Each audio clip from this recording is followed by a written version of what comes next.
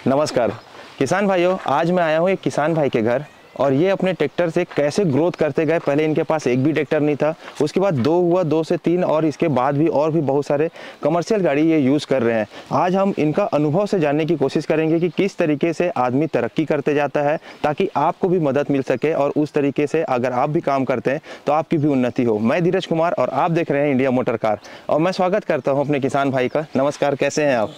ठीक है सर। आपका नाम और आप किस गाँव से हैं, आप बताएँ। मेरा नाम अमित कोसले है जी। कुम्हारी आरंग से। ठीक है, आप सबसे पहले ट्रैक्टर आप कितने साल से यूज़ कर रहे हैं अपने किसान भाइयों को आप बताइएगा। मैं 7-8 साल से यूज कर रहा हूँ। जी, तो सबसे पहला ट्रैक्टर आपका कौन सा रहा था? पहला वो आइचर था, उसके बाद सोनालिका लिया हूँ। आइसर सबसे पहले। आइसर का कौन सा मॉडल रहा था आपके पास? और 7-8 का मॉडल था। और इसका एचपी सेगमेंट मॉडल आप बता सकते हैं? 333 वगैरह था। तो उसके बाद फिर आपने कौन सा ट्रैक्टर लिया और कितना ट्रैक्टर है आज के समय? सोनालिका लिया हूँ, अभी 4 गाड़ी है। 4 ट्रैक्टर है आपके पास? कौन कौन सा ट्रैक्टर है? 3 सोनालिका है और 1 आइचर है। 1 आइसर अभी भी रखे हुए हैं? वही वाला है कि दूसरा चेंज कर दिया? वही ट्रैक्टर है। सोनालिका में कौन सा एचपी का ट्रैक्टर रखे हैं और कौन सा मॉडल है? DI 35 है तीनों? हाँ, तीनों DI 35 है। ऐसा क्या आपको लगा कि सोनालिका DI 35 आप तीनों रखे हुए हैं? डीजल खपत कम है ना सर इसमें। डीजल खपत कम आता है। ठीक है, और भी इनका अनुभव हम जानेंगे कि कैसे ये आइसर से 3 सोनालिका में शिफ्ट हो गए और आज भी आइसर को नहीं छोड़े। और उसके अलावा भी जैसे मैं ट्रक देख पा रहा हूँ पीछे, वो भी आप ही का है? लॉरी नहीं, दोस्त का आप ही चलवाते हैं लेकिन उसको? हाँ, है।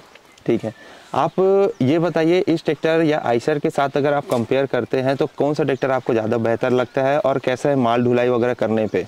आइचर भी है, दोनों ठीक है। दोनों का अच्छा रिजल्ट आ रहा है? रिजल्ट ठीक है। आप अपना अनुभव किसान भाइयों के साथ शेयर कीजिए कि आपने कैसे आपने उन्नति को आज पाया है। आज आपके पास एक आइसर से आज 4 ट्रैक्टर आप कर लिए हैं और साथ ही आप ऐसा बाहर का भी काम ले रहे हैं। ट्रांसपोर्टिंग का काम है जी। पहले ऐसे गांव में काम किया करता, अभी पूरा ट्रांसपोर्टिंग चल रहा है, इधर आसपास एरिया में जा रहा है पूरा काम मटेरियल के लिए। तो कैसे आपका एक उन्नति का स्टेज होता है ना, आदमी पर को समझ में नहीं आता कि मैं ट्रैक्टर लेने के बाद हो सकता है मेरे को काम ना मिले, हो सकता है आप भी कभी ना कभी ये चीज़ सोचे भी होंगे। तो आपने कैसे डिसीजन बनाया और किस तरीके से आप उठते गए आज 4 ट्रैक्टर के में हैं आप? वो सब खदान उदान है ना सर, हमारे यहाँ पत्थर का काम है, वही सब ट्रांसपोर्टिंग काम नहीं चलता है, जाते हैं पत्थर वगैरह काम में जी। इस ट्रैक्टर में आपको कंपेयर किया जाए, अगर आपने आइसर का ट्रैक्टर इस्तेमाल किया है तो आइसर और सोनालिका में क्या आपको ऐसा अच्छा लगता है या उस ट्रैक्टर में कमी लगता है, वो आप बताइए। ट्रैक्टर दोनों अच्छा है, बाकी इसमें थोड़ा डीजल खपत कम है। कितना निकाल पाते हैं आप? ये 2.5 लीटर घंटा आता है एवरेज। 2.5 लीटर घंटा? आप खेती नहीं करते इसके साथ? सिर्फ आपका काम ट्रांसपोर्टिंग का ही है इसमें? और इसमें डीजल खपत 2.5 लीटर आप ट्राली में? ट्रॉली में खदान से चढ़ाई वगैरह करते हैं, फिर भी 2.5 लीटर के आसपास आ रहा है। और कुछ ऐसा कभी लगा कि इसमें क्लच टाइट हो गया या ब्रेक टूट गया, खराब हो गया, ऐसा कभी कुछ आपका काम इसमें निकला है? कुछ भी मेंटेनेंस वगैरह? नहीं निकला है अभी तक नहीं निकला है। कितना क्या चार्जेस आप रखते हैं अपना ट्रांसपोर्टिंग में? खर्चा कैसे निकाल पाते हैं आप? यही रहता है, गाँव का एवरेज रहता है 500 रुपये, लेबर 200 रुपया, 100 रुपये डीजल मान लो जी, 200 रुपये ट्रिप बचता है, ऐसा है 200। और मैं किसान भाई से ये भी जानना चाहता हूँ कि आपने सोनालिका ट्रैक्टर ही क्यों पसंद किया, जबकि मार्केट में ट्रांसपोर्टिंग के लिए भी बहुत अच्छी गाड़ियाँ आ जाती है। जैसे कि मैं बात करूँ अगर पावरटेक का ALT जो पीला ट्रैक्टर आता है वो स्पेशल खदान के लिए ही बना हुआ ट्रैक्टर है, फिर आपने सोनालिका को ही क्यों चॉइस किया? ये भी ठीक चल लेते ना सर, गाड़ी ठीक है, बढ़िया। अच्छा, इंजन नहीं उड़ता इसका जी। लेने से पहले आपने क्या क्या ऐसा मापदंड में ट्रैक्टर को रखा है, मापा है, तो उसके बाद आपने इस डिसीजन बनाया कि मुझे सोनालिका लेना ही समझदारी होगी, तो वो आप अनुभव शेयर कीजिए।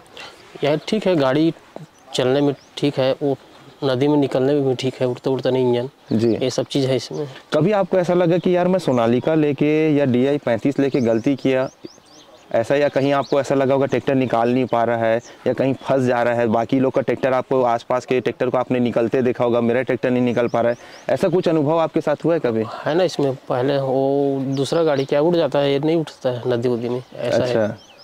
तो आप निकाल लेते हो, बाकी देखते रहते हैं? हाँ, निकल जाता है पूरा। सर्विसिंग वगैरह में क्या कुछ इशू आता है आपको? कभी कंपनी वाले लोग कुछ सामान लगता है तो आते हैं घर वगैरह कि नहीं आते, क्या है? आते हैं ना, पूरा आ जाते हैं अगर फ़ोन करके बुलाने से।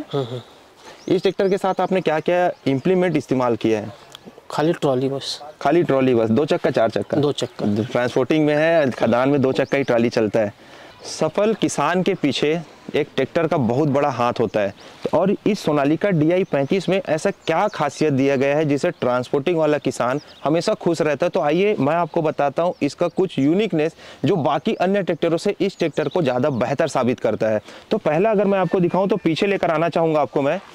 इसका जो पीछे एक्सेसरी वॉल्व अगर मैं आपको दिखाऊं तो वो आपको कंपनी फिटेड मिल जाता है, जिससे कि इसमें आपको बाहर से कोई भी लोड नहीं कराना पड़ेगा, अलग से कोई चेंजेस नहीं कराना पड़ता है। इसका आप पाइप देख सकते हैं जो कि ट्राली में कनेक्ट है। और इसके अलावा अगर मैं आपको सामने लेकर चलूँ तो आप सामने में देखेंगे कि यहाँ पे आपको एक डिस्ट्रीब्यूटर बैठाया गया है जो कि कंपनी फिटेड है। अभी तक आपने देखा होगा कि यहाँ से एक पाइप निकाल के उसको पीछे लगाया जाता है और यही PCDC वॉल्व से उसको ट्राली को लोड और अनलोड करते हैं, जिससे कि ट्रैक्टर पे लोड जाता है। पर यहाँ पे डेडिकेटेड डिस्ट्रीब्यूटर होने से ये ट्रांसपोर्टिंग में बेहतर साबित होता है। दूसरा इसका फ़ायदा अगर मैं आपको उस साइड लेकर चलूँ तो आप देख सकते हैं कि इस ट्रैक्टर में पावर स्टीयरिंग तो मिलता ही है, लेकिन पावर स्टीयरिंग में अलग क्या है? पावर स्टीयरिंग में अलग है इसका ये ऑयल चेम्बर। इस ट्रैक्टर में हाइड्रोलिक ऑयल से कंबाइन नहीं है, जोड़ा नहीं गया है। स्टीयरिंग ऑयल के लिए अलग से कैबिनेट बैठाया गया है, जिसकी वजह से इसका अगर ऑयल सील कट गया या फिर किसी भी प्रकार का डैमेज होता है तो आपका पूरा हाइड्रोलिक ऑयल खाली नहीं होगा, सिर्फ स्टीयरिंग का 1 लीटर का ऑयल खाली होगा, जिससे कि आपकी कॉस्टिंग भी कम होगी और मेंटेनेंस करना भी आसान हो जाएगा। सिंगल जैक स्टीयरिंग देने के साथ अगर आपको मैं राइट साइड लेकर आऊँ तो इसमें आप देख सकते हैं ये जो पंप आप देख रहे हैं ये स्टीयरिंग के लिए और ये हाइड्रोलिक के लिए अलग अलग इसमें पंप दिया गया है। बहुत से ट्रैक्टर कंपनी इसे कंबाइन करके एक ही साथ जोड़ देते हैं, लेकिन इसमें भी कंपनी में इसमें अलग देने से इसकी कार्य करने की क्षमता और भी ज़्यादा बेहतर हो जाती है। और तीसरी टेक्नोलॉजी पावर स्टीयरिंग में जो है, अगर आपका हाइड्रोलिक प्रेशर काम करना बंद कर दे, स्टीयरिंग जैक का खुलना और बंद होना ऑयल से बंद हो जाए, तो आप इसको मैनुअली तरीके से यूज़ कर सकते हैं, जिससे आपका काम रुकेगा नहीं।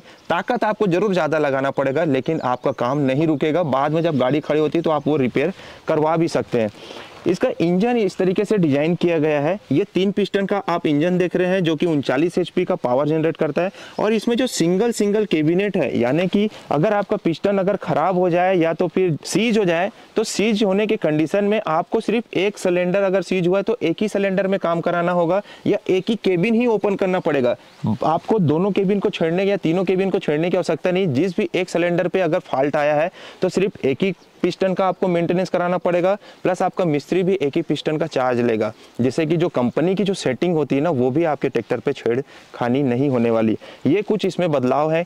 अच्छा लगा आपसे मिल के और आपने काफ़ी अच्छा अनुभव अपने किसान भाइयों के सामने सबमिट किया है और उम्मीद करता हूँ किसान भाइयों ये वीडियो आपको बहुत ज़्यादा पसंद आया होगा। अगर आप भी अपना अनुभव और अपना ट्रैक्टर की कहानी अगर आप बयां करना चाहते हैं तो मुझे नीचे दिए गए नंबर पर संपर्क कर सकते हैं। मैं आपके घर आऊँगा और आपका अनुभव लेके बाकी सब किसान भाइयों के लिए मदद हो सके ऐसा मैं काम करना चाहता हूँ।